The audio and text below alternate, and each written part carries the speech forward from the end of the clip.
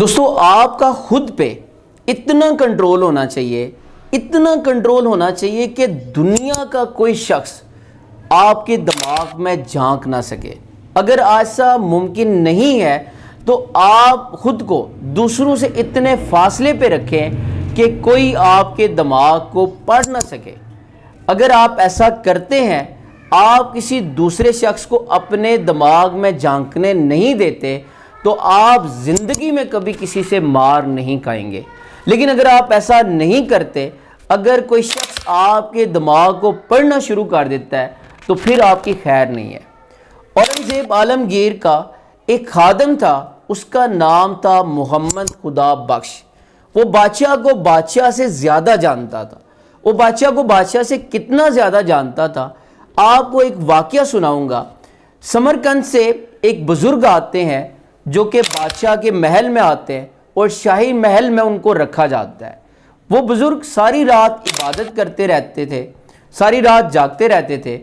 انہوں نے نوٹ کیا کہ بادشاہ صرف ایک آواز دیتے ہیں اور خادم کو اس بات کا علم ہو جاتا ہے کہ بادشاہ کو کیا چاہیے، اور وہ حیران ہو جاتا ہے کہ جو خادم ہے وہ بادشاہ سے اتنا رمز شناس ہے کہ وہ بادشاہ کی ہر بات کو سمجھ لیتا ہے۔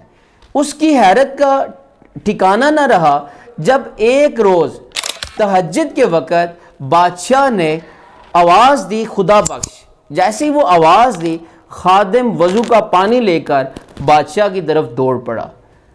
ان بزرگ نے خادم کو روکا اور پوچھا کہ یار تمہیں کیسے پتہ چل جاتا ہے کہ بادشاہ کو کس وقت کس چیز کی ضرورت ہوتی ہے؟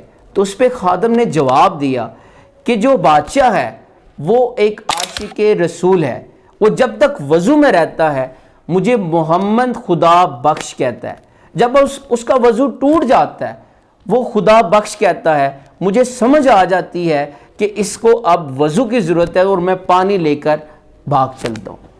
وہ تھوڑا سا رکا اور پھر بولا، وہ کہتا ہے کہ بادشاہ کو جب بھوک لگتی ہے یہ غصے سے مجھے بخش کہتا ہے، اور جب بادشاہ کو کپڑوں کی ضرورت ہوتی ہے، اس نے اپنے کپڑے تبدیل کرنے ہوتے ہیں تو یہ آواز لگاتا ہے کہ کوئی ہے۔ اس پہ وہ بزرگ ان کی آنکھوں میں آنسو آ گئے اور وہ کہنے لگے کہ کاش میں بھی اتنا رمز شناس ہوتا، مجھے بھی اتنا پتہ ہوتا کہ میرا خدا کب مجھ سے کیا چیز کی توقع کرتا ہے۔ ایک اور واقعے سے بتاؤں گا، اور وہ واقعہ یہ ہے کہ ایک دن بادشاہ کو وہ خادم وضو کروا رہا تھا۔ وضو کروانے کے بعد اس خادم نے کہا کہ بادشاہ سلامت، آپ کا جو دکن پہ حملہ کرنے کا فیصلہ ہے وہ صحیح فیصلہ ہے۔ اس پہ بادشاہ نے کہا کہ میں نے تو ابھی دکن پہ حملہ کرنے کا کوئی فیصلہ نہیں کیا۔ تو اس پہ خادم نے کہا کہ آپ نے ابھی وضو کرتے ہوئے آپ نے یہ فیصلہ کیا ہے۔ اس پہ بادشاہ غصے میں آ گیا اور اس نے اپنی تلوار نکالی اور اس نے کہا کہ سچ بتاؤ تمہیں یہ کیسے پتہ چلا؟ تو اس پہ خادم نے کہا کہ بادشاہ سلامت، میں 25 سال سے آپ کو وضو کروا رہا ہوں۔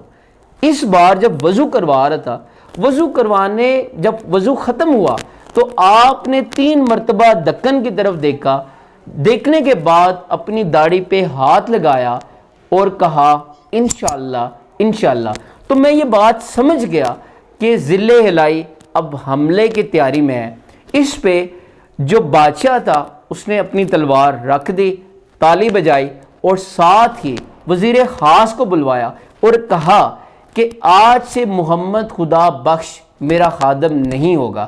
بادشاہ کا کہنا تھا کہ اگر کوئی شخص آپ کا اتنا رمز شناس ہو جائے کہ وہ آپ کے دماغ میں جھانکنا شروع کر دے اور آپ کے دماغ کو پڑھنا شروع کر دے، آپ کو اس سے دور ہو جانا چاہیے، آپ کو اس سے ڈر جانا چاہیے۔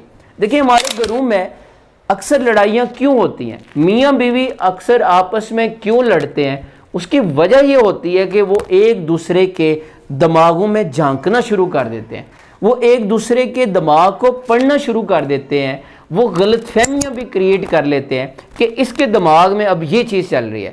لہٰذا آپ اپنے آپ کو ایک فاصلے پہ رکھیں۔ دیکھیں آپ کے جو ارد گرد لوگ ہیں، جو آپ کے ملازم ہیں، ان کو آپ کا رمز شناس ہونا چاہیے، لیکن اتنا رم شناس نہیں ہونا چاہیے کہ وہ آپ کے دماغ میں جھانکنا شروع کر دیں یا ان کو یہ پتہ چل جائے کہ آپ آگے نیکسٹ کیا کریں گے۔ اگر یہ ایسا ہو جاتا ہے تو وہ آپ کے ملازم نہیں رہیں گے، وہ آپ کے باس بن جائیں گے۔